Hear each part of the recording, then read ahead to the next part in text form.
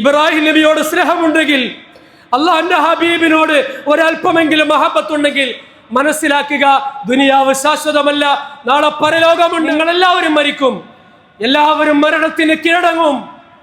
പടച്ച റബ്ബിന്റെ കോടതിയിൽ എന്നെയും നിങ്ങളെയും ഹാജരാക്കപ്പെടും. അവിടെയാണ് ജീവിതം.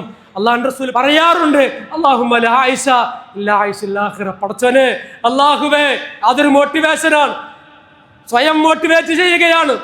തളർന്നു പോകുമ്പോ ഇങ്ങനെ പറയണം, അല്ലാഹുമ്മ ലാ ആയിഷ ഇല്ലാ ആയിഷുൽ ആഖിറ. പടച്ചവനെ, പരലോക ജീവിതമല്ലാതെ മറ്റൊരു ജീവിതമില്ലല്ലോ, ഞാൻ എന്തിനാ ഈ ദുനിയാവിന്റെ പിന്നാലെ ഇങ്ങനെ പായുന്നത്? അതുകൊണ്ട് പരലോകമോർത്തുകൊണ്ട് വിശ്വാസിനികളെ, അള്ളാഹുവിൻ്റെ അപാരമായ അനുഗ്രഹത്താൽ നമ്മൾ ഒരു പെരുന്നാളിൽ കൂടി ഒരുമിച്ച് കൂടിയിരിക്കുകയാണ്. അള്ളാഹു തആല നമ്മുടെ നിസ്കാരവും നമ്മുടെ ഖുതുബയും നമ്മുടെ മറ്റെല്ലാ അമലുകളും സ്വീകരിക്കുമാറാകട്ടെ. നമ്മിൽ നിന്നുണ്ടായ വീഴ്ചകൾ പടച്ച റബ്ബ് നമുക്ക് മാപ്പാക്കി തരുമാറാകട്ടെ. അള്ളാഹുവിൻ്റെ വിധികളും വിലക്കുകളും പടച്ച റബ്ബിൻ്റെ കൽപ്പനാ നിർദ്ദേശങ്ങൾ ജീവിതത്തിൽ ഉടനീളം പാലിക്കാൻ ശ്രമിച്ചുകൊണ്ടേയിരിക്കണമെന്ന് ആദ്യമായി എന്നോടും തുടർന്ന് എൻ്റെ സഹോദരങ്ങളായ നിങ്ങൾ ഓരോരുത്തരോടും വളരെ ആത്മാർത്ഥമായി വസിയത്ത് ചെയ്യുകയാണ്. മഹാനായ ഖലീലുല്ലാഹി ഇബ്രാഹിം നബിയുടെയും കുടുംബത്തിൻ്റെയും വലിയ ത്യാഗത്തെ അനുസ്മരിച്ചുകൊണ്ടാണ് ലോക മുസ്ലിമീങ്ങൾ ഈദുൽ അദ്ഹ, വലിയ പെരുന്നാൾ, ബലിപെരുന്നാൾ ആഘോഷിക്കുന്നത്. അപ്പോൾ നമുക്ക് ആ ഒരു സാഹചര്യത്തിൽ പറയാനും പുതുക്കാനും ഉയർത്തിപ്പിടിക്കാനും ഒക്കെയുള്ളത് ഇബ്രാഹിം അലൈഹിസ്സലാം നമുക്ക് പകർന്നു നൽകിയ ആ ഉദാത്തമായ മാതൃകയാണ്. പരിശുദ്ധ ഖുർആനിൽ ഇബ്രാഹിം നബിയെ പരിചയപ്പെടുത്തിയപ്പോൾ ഇബ്രാഹിം നബി ഒരു പ്രസ്ഥാനമാണെന്നും ഒരു സമുദായമാണെന്നും ഇബ്രാഹിം നബി അലൈഹിസ്സലാം തീക്ഷ്ണമായ പരീക്ഷണങ്ങളിലൂടെയാണ് കടന്നു വന്നതും ഇങ്ങനെ തുടങ്ങി ഇബ്രാഹിം നബിയെ സംബന്ധിച്ച് ധാരാളം റബ്ബ് സുബ്ഹാനഹു വ തആല നമ്മെ പഠിപ്പിച്ചിട്ടുണ്ട്. പരിശുദ്ധ ഖുർആനിൽ സൂറത്ത് ഹജ്ജിൻ്റെ സന്ദർഭമാണല്ലോ. ഹാജിമാർ മുഴുവനും തൽബിയത്ത് മന്ത്രിച്ചു കൊണ്ടിരിക്കുമ്പോൾ നമ്മുടെ അന്തരീക്ഷം തക്ബീറിൻ്റെ ധ്വനികളാൽ മുഖരിതമാകേണ്ടതാണ്. അങ്ങനെ ആയിക്കൊണ്ടിരിക്കുകയാണ്. ആ ഹജ്ജിൻ്റെ വേളയിൽ ഞാൻ ഓർമ്മപ്പെടുത്തുന്നു, പരിശുദ്ധ ഖുർആനിലെ 22-ാം അധ്യായം സൂറത്ത് ഹജ്ജിൻ്റെ അവസാന ആയത്ത് ഇങ്ങനെയാണ്, വജാഹിദു ഫില്ലാഹി ഹക്ക ജിഹാദി. അതിന് തൊട്ടു മുമ്പുള്ള ആയത്തിൽ സത്യവിശ്വാസികളെ എന്ന് വിളിക്കുന്നുണ്ട്. അപ്പോൾ വിശ്വാസികളായ എന്നെയും നിങ്ങളെയും എല്ലാ ലോകത്തുള്ള മുഴുവൻ വിശ്വാസികളെയും വിളിച്ചുകൊണ്ട് അല്ലാഹു സുബ്ഹാനഹു വ തആല പറയുന്നു, വജാഹിദു ഫില്ലാഹി ഹക്ക ജിഹാദി. നിങ്ങൾ അള്ളാഹുവിൻ്റെ മാർഗത്തിൽ ശരിയായ ജിഹാദ് ചെയ്യണം, ശരിയായ സമരം നിങ്ങൾ ചെയ്യണം. വജാഹിദു ഫില്ലാഹി ഹക്ക ജിഹാദി ഹുവ ജിതബാക്കും. ആ ഒരു മഹത്തായ ജിഹാദ് എന്ന് പറയുന്ന ഈ സമര പോരാട്ട കർമ്മം നിർവഹിക്കുന്നതിന് വേണ്ടി അല്ലാഹു സുബ്ഹാനഹു വ തആല നിങ്ങളെ പ്രത്യേകം തിരഞ്ഞെടുത്തിരിക്കുന്നു. വമാ ജഅല അലൈക്കും ഫിദ്ദീനി മിൻ ഹറജ്. ഈ ദീനിൽ, അള്ളാഹുവിൻ്റെ ദീനിൽ, ദീനാകുന്ന പ്രത്യയശാസ്ത്രത്തിൽ ഒരു നിലക്കുമുള്ള മാനസികമോ ശാരീരികമോ സാമ്പത്തികമോ ആയിട്ടുള്ള ഒരുവിധ ഇടങ്ങേറും പ്രയാസവും ഒരാൾക്കും അല്ലാഹു സുബ്ഹാനഹു വ തആല ഉണ്ടാക്കിയിട്ടില്ല. വമാ ജഅല അലൈക്കും ഫിദ്ദീനി മിൻ ഹറജ് മില്ലത അബീക്കും ഇബ്രാഹിം. നിങ്ങളുടെ പൂർവ്വ പിതാവായ ഇബ്രാഹിം നബിയുടെ മില്ലത്തിനെ പിൻപറ്റണം. അപ്പം ഇബ്രാഹിം നബിയുടെ മില്ലത്താണ് ഈ ജിഹാദിൻ്റെ മില്ലത്ത്. ഇബ്രാഹിം അലൈഹിസ്സലാം ചെയ്ത ജിഹാദ് എന്തായിരുന്നു? അത് ആയുധം കൊണ്ടുള്ള, വാള് കൊണ്ടുള്ള, ബോംബ് കൊണ്ടുള്ള ജിഹാദ് അല്ല. അതല്ല യഥാർത്ഥത്തിൽ ഇസ്ലാമിലെ ജിഹാദ്. ഇസ്ലാമിലെ ജിഹാദ് എന്ന് പറയുന്നത് അള്ളാഹുവിൻ്റെ ദീനിൻ്റെ നീതിയുടെ സംസ്ഥാപനത്തിന് വേണ്ടിയുള്ള നമ്മൾ നടത്തുന്ന എല്ലാ നിലക്കുമുള്ള ശ്രമങ്ങളാണ്. അത് എഴുത്താകാം, അത് പ്രഭാഷണമാകാം, അത് പ്രകടനങ്ങളാകാം, അത് സമരങ്ങളാകാം, അത് അനിവാര്യമായ ഘട്ടങ്ങളിൽ അത് യുദ്ധവുമാകാം, എന്തുമാകാം. എന്താണോ കാലഘട്ടം നമ്മോട് തേടുന്നത് ആ തേട്ടമനുസരിച്ച് നീതിയുടെ പക്ഷത്ത് പടച്ച റബ്ബിൻ്റെ ദീനിൻ്റെ പതാക ഉയർത്തിപ്പിടിച്ചുകൊണ്ട് നമ്മൾ ജിഹാദിൽ ഏർപ്പെടണം. വജാഹിദു ഫില്ലാഹി ഹക്ക ജിഹാദി. നിങ്ങൾ അള്ളാഹുവിൻ്റെ മാർഗത്തിൽ ശരിക്കുമുള്ള ജിഹാദ്, യഥാർത്ഥ ജിഹാദ് ചെയ്യണം എന്നാണ് അല്ലാഹു സുബ്ഹാനഹു വ തആല പറഞ്ഞത്. ഇബ്രാഹിം അലൈഹിസ്സലാം സത്യത്തിൽ ചെയ്ത ജിഹാദ് നമുക്കറിയാലോ.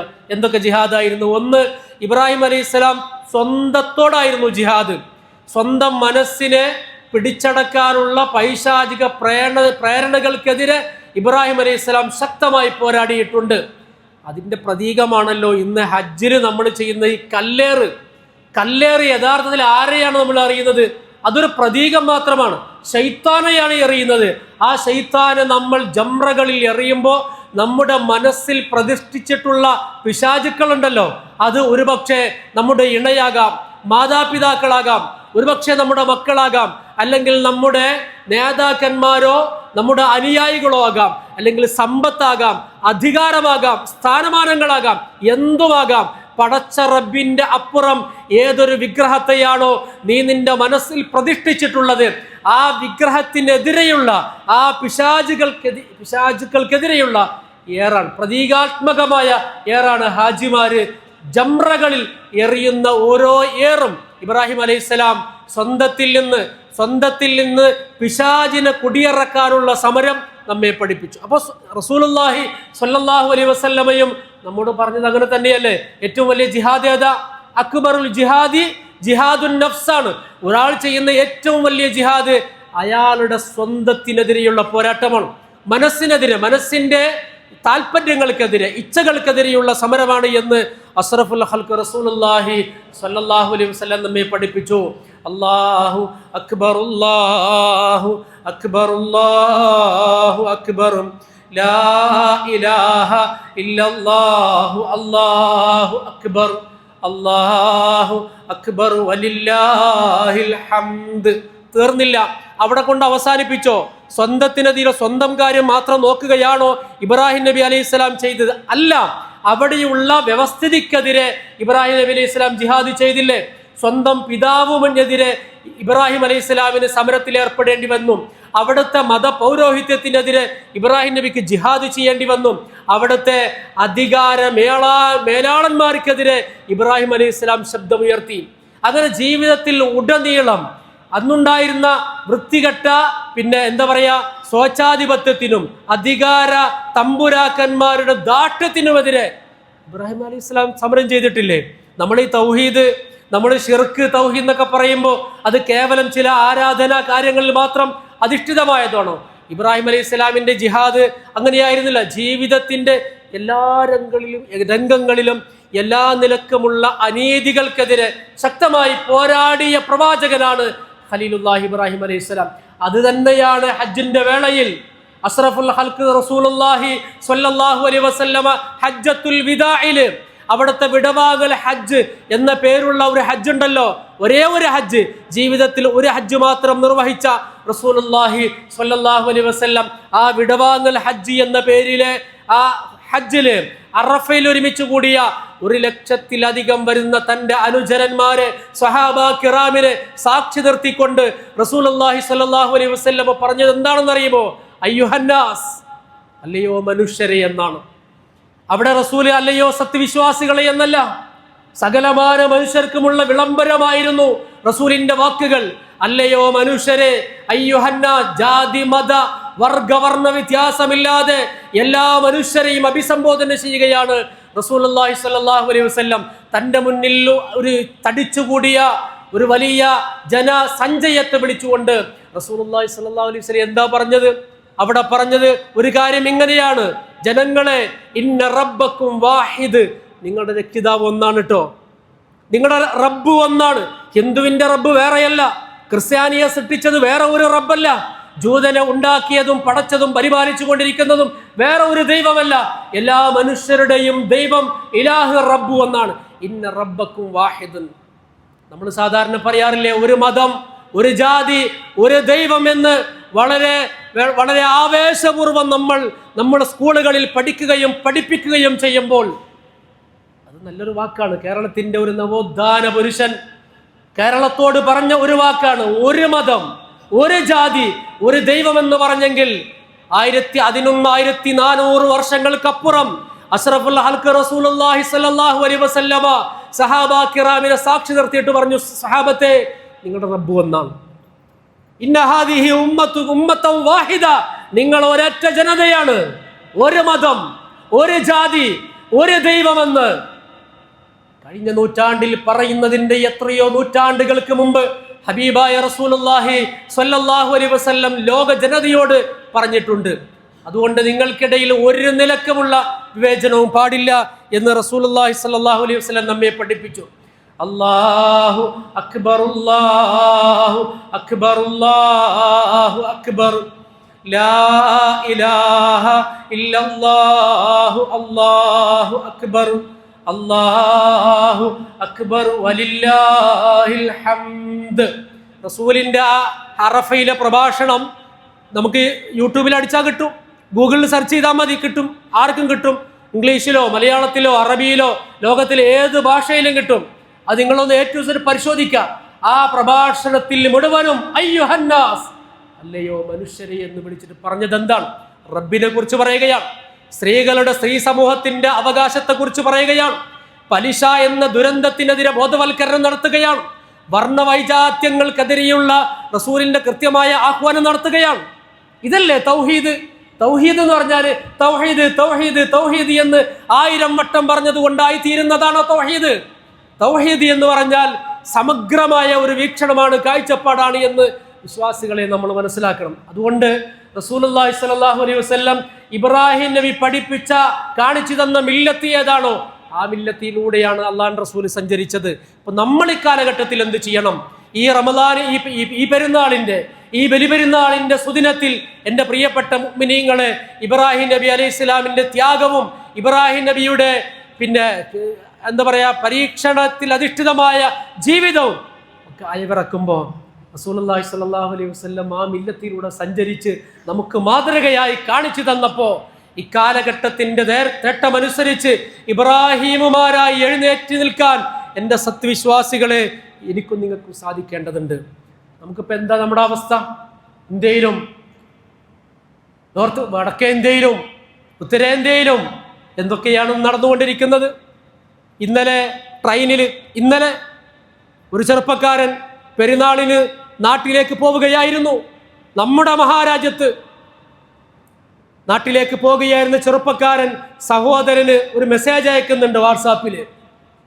ഇനി മെസ്സേജ് അയക്കാൻ പറ്റുമെന്ന് അറിയില്ല, ഞാൻ ഒളിച്ചിരുന്നു കൊണ്ടാണ് മെസ്സേജ് അയക്കുന്നത്, വലിയ ബുദ്ധിമുട്ടിലാണ് ഇപ്പോൾ ഉള്ളത്, വലിയ ബഹളം നടക്കുന്നുണ്ട് ട്രെയിനിൽ. ആ മെസ്സേജ് അയച്ച ചെറുപ്പക്കാരനെ പിന്നെ കണ്ടിട്ടില്ല. ജാതിയുടെയും മതത്തിൻ്റെയും പേര് പറഞ്ഞ്, ദൈവങ്ങളുടെ പോലും പേര് പറഞ്ഞ് ഒരു മതവിഭാഗത്തെ, ഒരു ന്യൂനപക്ഷ വിഭാഗത്തെ വളരെ ബോധപൂർവം ആക്രമിച്ചു കൊണ്ടിരിക്കുമ്പോൾ, പ്രിയമുള്ളവരെ, അത് ഇന്നലെ വരെ അത് ഏതോ ഉഗാണ്ടയിലോ അല്ലെങ്കിൽ ഏതെങ്കിലും ആഫ്രിക്കൻ രാജ്യങ്ങളിലോ ഒക്കെയായിരുന്നു എന്ന് പറഞ്ഞ് നമുക്ക് സമാധാനിക്കാമായിരുന്നു. ഇന്ന് അത് ഫാഷിസം നമ്മുടെ മുറ്റത്താണ്. നമ്മളെന്തു ചെയ്യണം? എന്താണ് ഈ ദുരവസ്ഥക്ക് കാരണം? എന്താണ് ഈ ദുരന്തത്തിന് കാരണം? പടച്ചോനെ മറന്നു എന്നുള്ളതാണ്, ദീനിൽ നിന്ന് നമ്മൾ അകന്നു എന്നുള്ളതാണ്. എന്നൊക്കെ നമുക്ക് ഇസ്സത്ത് ഉണ്ടായിട്ടുണ്ടോ? നമ്മൾ ഐശ്വര്യം കൈവിടാതെ പരിശുദ്ധ ഇസ്ലാമിന്റെ ഇസ്സത്ത് കാത്തു സൂക്ഷിച്ചിട്ടുണ്ടോ?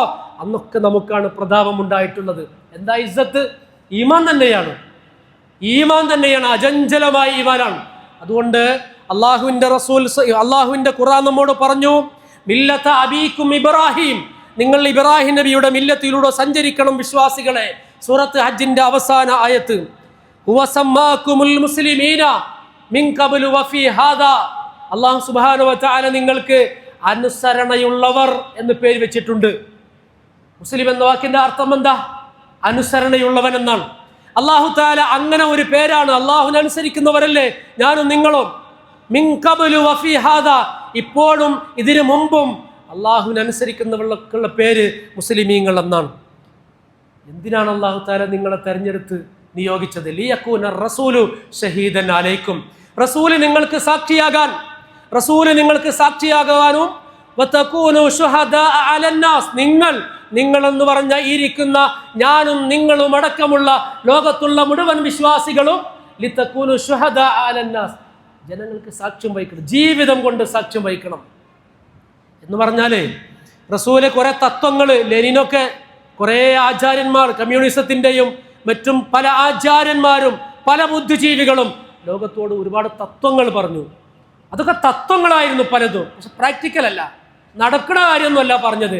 എന്നാൽ അള്ളാഹുവിന്റെ റസൂല് പറഞ്ഞ ഓരോ കാര്യങ്ങളും അവിടെ നിന്ന് പ്രാക്ടീസ് ചെയ്ത് കാണിച്ചു തന്നിട്ടുണ്ട്. കാരണം ഇത് നടക്കുന്ന കാര്യമാണെന്ന് ചെയ്ത് കാണിച്ചു തന്നു. അങ്ങനെ റസൂല് ഉയർത്തിപ്പിടിച്ച ഒരു ആദർശമുണ്ടല്ലോ, അത് ജീവിതത്തിൽ അന്വർത്ഥമാക്കി തന്നു. നമ്മളിപ്പോൾ ടീഷർട്ട് ഇട്ട്, ചെഗുവേരയുടെ ടീഷർട്ട് ഇടുന്നതിനെ കുറ്റം പറയല്ല, പക്ഷെ അത് ഇടാനും വേണ്ട മിനിമം ഒരു യോഗ്യത. അദ്ദേഹം എന്തിനു വേണ്ടിയാണോ നിലകൊണ്ടത്, അദ്ദേഹത്തിന്റെ ആദർശം എന്തായിരുന്നു, ആ ആദർശത്തിന് വേണ്ടി ജീവിച്ച ഒരു മനുഷ്യൻ ആ ടീഷർട്ട് ഇടുമ്പോൾ അദ്ദേഹത്തോട് ഒരല്പമെങ്കിലും താദാത്മ്യപ്പെടണ്ടേ? വിശ്വാസികൾ ഇടേണ്ട ടീഷർട്ട് ഏതാണ്? സിബഗത്തല്ലാഹ്, നിങ്ങൾ അള്ളാഹുവിന്റെ വർണ്ണം സ്വീകരിക്കണം. നിങ്ങളുടെ വസ്ത്രത്തിലും നിങ്ങളുടെ സ്വഭാവത്തിലും നിങ്ങളുടെ നടത്തത്തിലും നിങ്ങളുടെ പെരുമാറ്റത്തിലുമെല്ലാം സിബഗത്തല്ലാഹ്, അള്ളാഹിന്റെ വർണ്ണം സ്വീകരിക്കണം എന്നല്ലേ, അള്ളാഹിന്റെ ടീഷർട്ട് സ്വീകരിക്കണമെന്നല്ലേ അള്ളാഹു സുബ്ഹാനഹു വ തആല. ടീഷർട്ടാണല്ലോ ഇന്ന് നമ്മുടെ ഒരു ഐഡന്റിറ്റി, ഒരു വർണ്ണം. മെസ്സിയുടെയും റൊണാൾഡോയുടെയും നെയ്മറിന്റെ ഒക്കെ ഇതാ വരാൻ പോവുകയാണ് ഫുട്ബോൾ മാമാങ്കത്തിലേക്ക്. ഇനിയിപ്പോൾ പെരുന്നാൾ കഴിയുമ്പോൾ വളരെ ആവേശപൂർവ്വം അതിലേക്ക് നടക്കാൻ പോവുകയാണ്. അപ്പോൾ ടീഷർട്ടൊക്കെ ഇടാൻ പോവുകയാണ്. യഥാർത്ഥത്തിൽ നമ്മൾ അതിനപ്പുറം സ്വീകരിക്കേണ്ട വർണ്ണമുണ്ട്. നമ്മുടെ സ്വഭാവത്തിൽ സിബഗത്തല്ലാഹ്, അള്ളാഹുവിന്റെ വർണ്ണം, നമ്മുടെ സംസാരത്തിൽ അള്ളാഹുവിന്റെ വർണ്ണം, നമ്മുടെ സമീപനങ്ങളിൽ അള്ളാഹുവിന്റെ വർണ്ണം. എൻ്റെ പ്രിയമുള്ള മുഅ്മിനീങ്ങളെ, അതുകൊണ്ട് നമുക്ക് വലിയ ദൗത്യമുണ്ട്. ഇതാണ് ഈ പെരുന്നാളിന്റെ ഈ സന്ദർഭത്തിൽ എനിക്ക് ഓർമ്മപ്പെടുത്താനുള്ളത്. ഇപ്പം ഇത്രയും ആളുകൾ ഇവിടെ ഒരുമിച്ച് കൂടിയില്ലേ, പല വീടുകളിൽ നിന്ന് പല കുടുംബങ്ങളിൽ നിന്ന് വന്ന ആളുകൾ. ഇനി കൈ കൊടുത്ത് ജസ്റ്റ് ഒന്ന് കെട്ടിപ്പിടിച്ച് അങ്ങോട്ട് പോകുക എന്നതിൻ്റെ അപ്പുറം ആർക്കൊക്കെ പരസ്പരം അറിയാം നമ്മളൊരു ടീമാണ്, നമുക്ക് ഒന്നിച്ച് ചില ഉത്തരവാദിത്തങ്ങളുണ്ട്. അല്ലെങ്കിൽ പിന്നെ ഒറ്റക്കൊറ്റക്ക് വീട്ടിൽ നിസ്കരിച്ചാൽ പോരെ? അങ്ങനെ കൽപ്പിക്കപ്പെട്ട ആളുകളാണോ? ഞാനും നിങ്ങളും ചില ദൗത്യം ഏൽപ്പിക്കപ്പെട്ടവരാണ് സത്യവിശ്വാസികളെ. അത് ഒറ്റക്കൊറ്റക്ക് ചെയ്യേണ്ട കാര്യമല്ല, നമ്മളെല്ലാവരും ഒന്നിച്ച് നിന്നാ നടക്കും. അതിൻ്റെ ഏറ്റവും വലിയ പുതിയ ഉദാഹരണമാണ് ഇന്നിപ്പോ CJP എന്ന് പറയുന്നത്, ഇല്ലേ? നമ്മളൊക്കെ ഇന്നലെയും മിനിഞ്ഞാന്നും ഈ ഒരാഴ്ച പത്രമാധ്യമങ്ങളിൽ സോഷ്യൽ മീഡിയകളിലൂടെ ഏറ്റവും കൂടുതൽ കാണുകയും കേൾക്കുകയും ചെയ്യുന്നതാണ് കോക്രോച്ച് ജനതാ പാർട്ടി. എന്താ സംഭവം? ജനങ്ങളുടെ രോഷമാണ് അതിലൂടെ പ്രകടമായത്. പൂച്ചക്കാരും അണികെട്ടും. ആരാണ് നേതൃത്വം കൊടുക്കുക ഈ ഫാഷിസത്തിനെതിരെ? ആര് മുന്നോട്ട് വരും? ആര് മുന്നോട്ട് വന്നാലും ഇന്ത്യ രാജ്യത്തെ മഹാഭൂരിപക്ഷം ജനവിഭാഗങ്ങളും നിങ്ങളോടൊപ്പം നിൽക്കാൻ തയ്യാറാണ് എന്ന മെസ്സേജാണ് ഈ CJPയിലൂടെ, കോക്രോച്ചിലൂടെ ഇന്ത്യയിലെ ജനങ്ങൾ വിളിച്ചു പറഞ്ഞത്. കൃത്യമായ നേതൃത്വമില്ല. നേതൃത്വത്തിന്റെ ഇപ്പുറത്തുള്ളവരുടെ ശിഥിലീകരണമാണ് പലപ്പോഴും ഫാഷിസത്തിന് മുതൽക്കൂട്ടായിട്ടുള്ളത് എന്ന് നമ്മൾ മനസ്സിലാക്കണം. ഞാൻ അവസാനിപ്പിക്കുകയാണ്. അതുകൊണ്ട് നമ്മൾ സാക്ഷ്യം വഹിക്കണം. എങ്ങനെ സാക്ഷ്യം വഹിക്കണം എന്നറിയോ? അത് പറഞ്ഞ് അവസാനിപ്പിക്കാം. നമ്മുടെ ജീവിതം സാക്ഷ്യമാകണം. നമ്മൾ നിസ്കരിക്കുന്നു, നമ്മൾ നോമ്പെടുക്കുന്നു, പെരുന്നാളിന് വരുന്നു. കല്യാണത്തിലോ ഇസ്ലാമുണ്ടോ? കല്യാണത്തിന് ദീനുണ്ടോ? നമ്മുടെ കല്യാണങ്ങളിൽ, നമ്മുടെ ആഘോഷങ്ങളിൽ ദീനുണ്ടോ? നമ്മൾ വാഹനം വാങ്ങുന്നിടത്ത് നമുക്ക് ദീനുണ്ടോ? സാമ്പത്തിക ഇടപാടുകളിൽ എത്ര ശതമാനം നമുക്ക് ദീനുണ്ട്? പലിശയുമായി ബന്ധപ്പെടാത്ത എത്ര മുസ്ലിമീങ്ങൾ നമ്മുടെ നാട്ടിലുണ്ട്, നമ്മുടെ മഹല്ലത്തിലുണ്ട്? അള്ളാഹുവിന്റെ വിധിവിലക്കുകളെ ശരീരം മുഖവും മുൻകൈയും ഒഴിച്ച് മുഴുവൻ മറക്കണം പെൺകുട്ടികൾ, സ്ത്രീകൾ എന്ന് പഠിപ്പിച്ചതിനെ സാക്ഷ്യപ്പെടുത്തുന്ന എത്ര വിശ്വാസികൾ നമ്മുടെ കുടുംബത്തിലുണ്ട്, നമ്മുടെ മഹല്ലത്തിലുണ്ട്? വെറും പ്രസംഗിച്ചാൽ മതിയോ? വെറും ജുമാക്ക് വന്ന് നിസ്കാരത്തിന് വന്ന് പിരിഞ്ഞു പോയാൽ മതിയോ? നമ്മുടെ ജീവിതം കൊണ്ട് സാക്ഷ്യം വഹിക്കണം. നമ്മൾ ആരാണെന്നറിയോ? നമുക്കറിയില്ല നമ്മുടെ വലിപ്പം. നമ്മൾ മഹാപിള്ളമാരാണ്. മഹാപിള്ള എന്നാണ് ഇവിടെയുള്ള ചറമനും വേട്ടോനും നാടാടിയും താഴ്ന്ന ജാതിക്കാര് മുഴുവനും നമ്മുടെ പൂർവികരായ മുസ്ലിങ്ങളെ നോക്കിക്കൊണ്ട് വിളിച്ചു മഹാപിള്ള. ആ മഹാപിള്ള എന്ന് പറഞ്ഞാൽ സത്യസന്ധതയുള്ള, വിശ്വസ്തതയുള്ള, നീതിബോധമുള്ള ഒരു പറ്റം നല്ല മനുഷ്യര്, ആരെയും ചതിക്കാത്ത മനുഷ്യർ. അങ്ങനെയാണോ ഇന്ന് നമ്മൾ? ആ മഹാപിള്ളയാണ് മഹാപിള്ള. മഹാപിള്ള മാപ്പിള ചുരുങ്ങി ചുരുങ്ങി ലോപിച്ച് ലോപിച്ച് അവസാനം മാപ്പിളമാരായി മാറിയത്. ഇന്ന് നമ്മൾ മാപ്പിളമാരാണോ? ആ അർത്ഥത്തിൽ നമ്മെ വിശ്വസിക്കാൻ കഴിയുമോ? ആരുടെയും ഒരു ഇഞ്ച് സ്ഥലം പോലും ഞാൻ കവർന്നെടുത്തിട്ടില്ല എന്ന് നെഞ്ചത്ത് കൈവച്ച് പറയാൻ പറ്റുന്ന എത്ര പേരുണ്ടാകും നമ്മുടെ മഹല്ലത്തില്, നമ്മുടെ നാട്ടിൽ? ഒരാളുടെയും ഒരു ചില്ലിക്കാശ് ഞാൻ അന്യായമായി എൻ്റെ പോക്കറ്റിൽ ഇട്ടിട്ടില്ല എന്ന് പറയാൻ കഴിയുന്ന എത്ര വിശ്വാസികൾ നമ്മുടെ നാട്ടിലും നമ്മുടെ മഹല്ലത്തിലുമുണ്ട്? ഞാൻ എൻ്റെ ഭാര്യയോട്, ഞാൻ എൻ്റെ ഭർത്താവിനോട്, ഞാൻ എൻ്റെ മാതാപിതാക്കളോട്, ഞാൻ എൻ്റെ അയൽവാസികളോട്, ഞാൻ എൻ്റെ സഹപ്രവർത്തകരോട്, ഞാൻ എൻ്റെ കൂട്ടുകാരോടെല്ലാം കൃത്യമായി ഇസ്ലാം പറയുന്ന വിധത്തിലുള്ള ബാധ്യതാ നിർവഹണം നടത്തിയവനാണ് എന്ന് നെഞ്ചത്ത് കൈവച്ച് പറയാൻ കഴിയുന്ന എത്ര വിശ്വാസികളുണ്ട്? ഇതെല്ലാം പറയുമ്പോഴാണ് അല്ലാഹു അക്ബർ, അല്ലാഹു അക്ബർ, അല്ലാഹു അക്ബർ, അല്ലാഹുവേ നീയാണ് ഏറ്റവും വലിയവൻ, നീ ഒരു വാക്ക് പറഞ്ഞാൽ പിന്നെ എനിക്ക് അതല്ലാത്തതൊക്കെ ചെറുതാണ് എന്നാണ് പ്രിയമുള്ളവരെ പെരുന്നാളിൽ നമ്മൾ പറയുന്ന തക്ബീറിന്റെ അർത്ഥം. അതുകൊണ്ട് കാലഘട്ടം അത്യധികം അപകടകരമായ സാഹചര്യത്തിലൂടെയാണ്. ഇനി ഉറങ്ങാനും, ഇനി മയങ്ങാനും, ഇനി താന്തോന്നികളാകാനും നമ്മുടെ മുന്നിൽ സമയമില്ല. ഉണർന്നിരിക്കേണ്ട രാജ്യം, നമ്മുടെ നാട്, നമ്മുടെ വിശ്വാസവും നമ്മുടെ അന്തസ്സും അത്രമേൽ അപകടപ്പെട്ടുകൊണ്ടിരിക്കുന്ന സാഹചര്യത്തിലാണ് പ്രിയമുള്ളവരെ നമ്മളുള്ളത്. അതുകൊണ്ട് ഇസ്സത്തോടുകൂടി, അഭിമാനത്തോടുകൂടി, ഇസ്സത്ത് എന്താ? ഇസ്ലാമാണ്, ഖുർആനാണ്, അള്ളാഹുവാണ്, റസൂലാണ് നമുക്ക് ഇസ്സത്ത് നൽകേണ്ടത്. ആ ഇസ്സത്ത് ഉണ്ടെങ്കിൽ ആരുടെ മുന്നിലേക്കും കയറി ചെല്ലാൻ കഴിയും. മഹാനായ റിബഈ ഇബ്നു ആമിർ റളിയല്ലാഹു അൻഹു അള്ളാഹുവിന്റെ റസൂലിന്റെ സഹാബിയാണ്, പാവപ്പെട്ട സഹാബിയാണ്.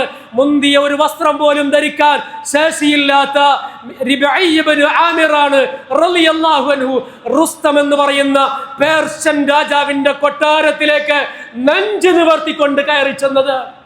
അവിടുത്തെ പാറാവുകാര് പറഞ്ഞു, ഒന്ന് കുനിയണം, രാജാവിന്റെ മുന്നിൽ ഒന്ന് കുനിയണം.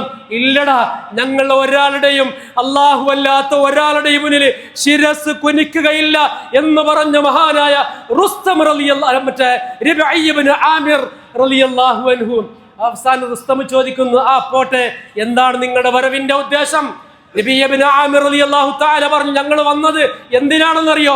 നിസ്കരിക്കാൻ വേണ്ടിയെന്നല്ല, നോമ്പ് നോക്കാൻ വേണ്ടിയെന്നല്ല, ഹജ്ജ് ചെയ്യാൻ വേണ്ടിയെന്നല്ല, ദിക്ർ ചൊല്ലാൻ വേണ്ടിയെന്നല്ല, സ്വലാത്ത് ചൊല്ലാൻ വേണ്ടിയെന്നല്ല. ഇസ്ലാമിന്റെ തൗഹീദിന്, ഇസ്ലാമാകുന്ന ഒരു സമഗ്രമായ ജീവിത ദർശനത്തെ ഏതെങ്കിലും ഒരു ആരാധനകളുടെ മൂലയിൽ കൊണ്ടുകെട്ടുന്ന എല്ലാ മതവിഭാഗ, എല്ലാ സംഘടനക്കാരും ഓർത്തുകൊള്ളുക, റിബഈ ഇബ്നു ആമിർ റളിയല്ലാഹു തആല അൻഹു റുസ്തം എന്ന് പറയുന്ന രാജാവിന്റെ കൊട്ടാരത്തിൽ കയറി ചെന്നുകൊണ്ട് രാജാവിന്റെ ചോദ്യത്തിനും ഉത്തരമായി പറഞ്ഞത്, നിങ്ങൾ നിസ്കരിക്കണേ എന്ന് പറയാൻ വേണ്ടിയല്ല, ലിനുഖ്രിജൽ ഇബാദ മിൻ ഇബാദിൽ ഇബാദി മിൻ ഇബാദത്തിൽ ഇബാദി ഇലാ ഇബാദത്തില്ലാ. രാജാവേ, മഹാരാജാവേ, ഞങ്ങൾ വന്നെന്തിനാണെന്നറിയോ? നിങ്ങളൊക്കെ അടിമകളാക്കി വെച്ചിട്ടുള്ള മനുഷ്യന്മാരുണ്ടല്ലോ, ആ മനുഷ്യരെ നിങ്ങളുടെ ചങ്ങലക്കെട്ടുകളിൽ നിന്ന് ഇലാ ഇബാദത്തില്ല, ഏകനായ റബ്ബിന്റെ സ്വാതന്ത്ര്യത്തിലേക്ക് നയിക്കുവാനാണ്, അടിമത്വത്തിലേക്ക് വിമോചിപ്പിക്കാൻ വേണ്ടി വന്നവരാണ് ഞങ്ങൾ. ഇസ്ലാം എന്ന് പറയുന്നത് ഒരു വിമോചന പ്രത്യയ ശാസ്ത്രമാണ് മുസ്ലിമീങ്ങളെ. അത് പള്ളിമൂലകളിലും ആരാധനാ കേന്ദ്രങ്ങളിലും ജപമാലകളിലും മാത്രം കിടന്ന് വട്ടം കറങ്ങേണ്ട ഒന്നല്ല പരിശുദ്ധ ഇസ്ലാം. വിമോചന പ്രത്യയ ശാസ്ത്രമാണ്, വിമോചന ഉള്ളടക്കമുള്ള, പോരാട്ടത്തിന്റെ ഉള്ളടക്കമുള്ള പ്രത്യയ ശാസ്ത്രമാണ് ഇസ്ലാം. ലിനുഖ്രിജൽ ഇബാദ മിൻ ഇബാദത്തില്ല, അള്ളാഹുവിന്റെ ഇബാദത്തിലേക്ക് മനുഷ്യരെ മോചിപ്പിക്കാൻ വേണ്ടിയാണ്. വമിൻ ജൗരിൽ അദിയാന് ഇലാ ദീനിൽ ഇസ്ലാം, മതങ്ങൾ കാട്ടിക്കൂട്ടുന്ന പേക്കൂത്തുകളിൽ നിന്ന് ഇസ്ലാമാകുന്ന നീതിയുടെ തീരത്തേക്ക് മനുഷ്യരെ വിമോചിപ്പിക്കാൻ വേണ്ടിയാണ് ഞങ്ങൾ വന്നത്. അങ്ങനെ ചില വർത്തമാനങ്ങളാണ് മഹാനായ റിബഈ ഇബ്നു ആമിർ റളിയല്ലാഹു തആല പറഞ്ഞത്.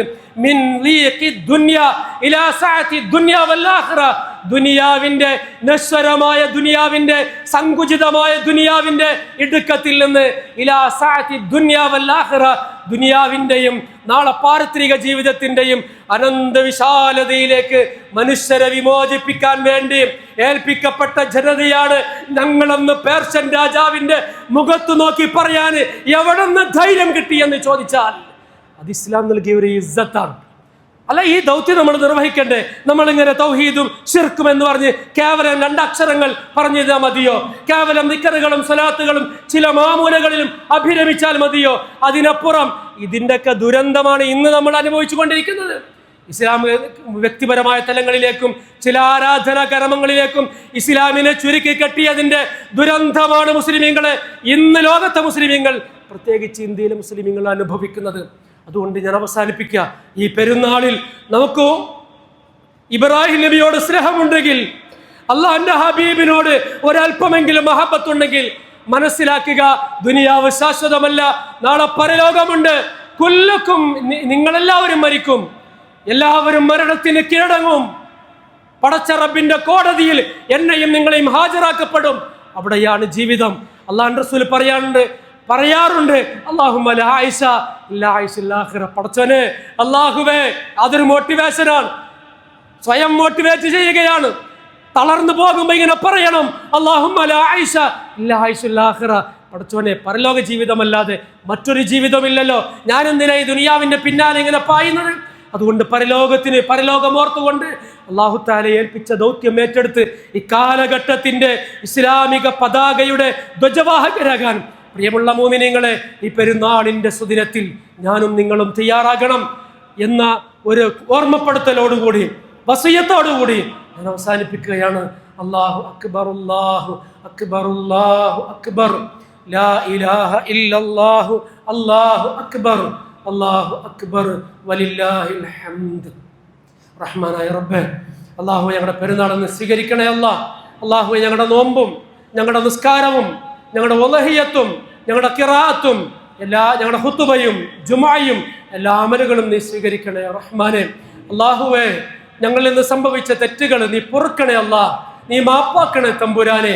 അല്ലാഹുവേ, നിന്റെ ദീൻ ഈ കാലഘട്ടത്തിലും അതിന്റെ ശരിയായ സമഗ്രമായ രൂപത്തിൽ മനസ്സിലാക്കി ആ ദീനിന്റെ മാർഗത്തിൽ ഇബ്രാഹിം അലൈഹിസ്സലാം തെളിയിച്ച് കാണിച്ചു തന്ന അഷ്റഫുൽ ഖൽഖ് സ്വല്ലല്ലാഹു അലൈഹി വസല്ലം മാതൃകയാക്കി തന്ന ആ ദീനിന്റെ മാർഗത്തിൽ സഞ്ചരിക്കാനുള്ള ഈമാന് നൽകണേ റഹ്മാനെ. അല്ലാഹുവേ, ഇൽമു നൽകണേ തമ്പുരാനെ, തൗഫീഖ് നൽകണേ തമ്പുരാനെ. അതിനുള്ള ഹൃദയ വിശാലത ഞങ്ങൾക്ക് നീ പ്രദാനം ചെയ്യണേ അല്ലാഹുവേ, ഞങ്ങൾ സാധുക്കളാണ് റബ്ബേ, ഒരുപാട് തെറ്റുകൾ സംഭവിച്ചു, നീ പുറത്തു തരണേ തമ്പുരാനെ. അല്ലാഹുവേ, ഞങ്ങളുടെ ഒരുപാട് സഹോദരിമാർ ലോകത്തിന്റെ വിവിധ ദിക്കുകളിൽ നിന്ന് ഹജ്ജ് കർമ്മത്തിലാണ്, അവരെ നീ കാക്കണേ അവരെ ഹജ്ജും ഉംറയും മഖ്ബൂലും മബ്റൂറുമായി നീ സ്വീകരിക്കണേ തമ്പുരാനെ. അല്ലാഹുവേ, ഞങ്ങളുടെ വീടുകളിൽ, ഞങ്ങളുടെ ഇണകളിൽ, ഞങ്ങളുടെ മാതാപിതാക്കളിൽ സന്തോഷവും സമാധാനം നൽകണേ ഞങ്ങളുടെ നാട്ടിൽ സമാധാനം നൽകണേ തമ്പുരാനെ.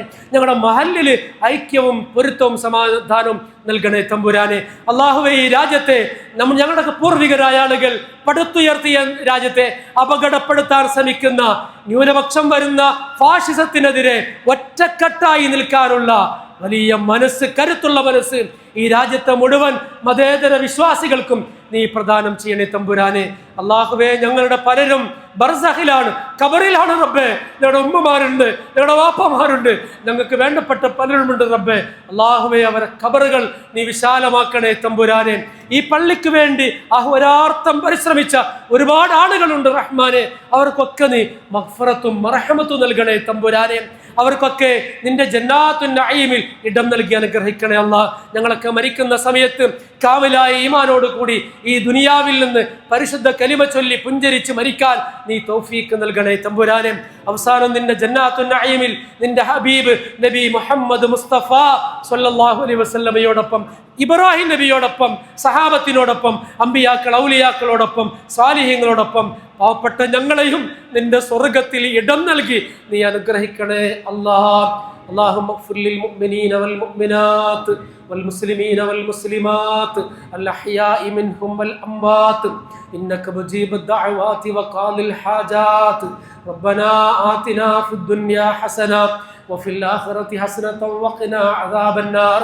اللهم أجرنا من النار، اللهم أجرنا من النار، اللهم أجرنا وأجر والدينا من النار.